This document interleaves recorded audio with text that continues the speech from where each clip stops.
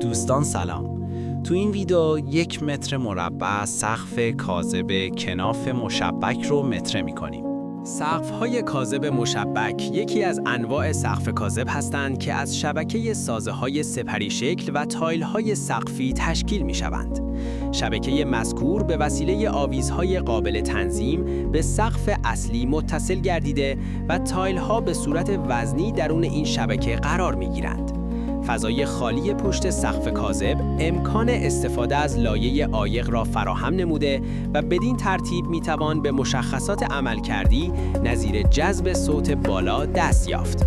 ویژگی‌های مثبت فراوان این نوع سقف کاذب باعث گسترش استفاده از آن در فضاهای اداری، تجاری، درمانی و آموزشی شده است.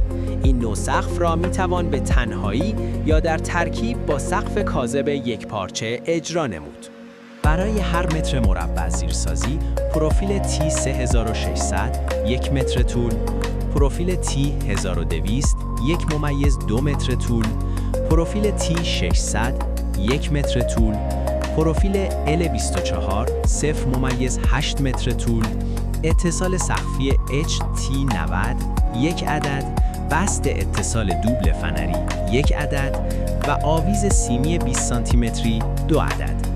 و همینطور برای اتصالات میخ مهاری فولادی سقفی 6 در 40 میلیمتر 1 عدد و پیچ رول پلاک 6 در 60 میلیمتر 2 عدد لازم داریم. برای تایل گذاری 1 متر مربع تایل معمولی 9.5 میلیمتر روکش PVC لازمه. مدت زمان اجرای این سقف کاذب برای مساحت 40 متر مربع با 2 نفر کنافکار 2 روز خواهد بود. لطفاً ما را سابسکرایب کرده و با لایک و کامنت از ما حمایت کنید. در قسمت بعدی انواع کفسازی رو متره می‌کنیم.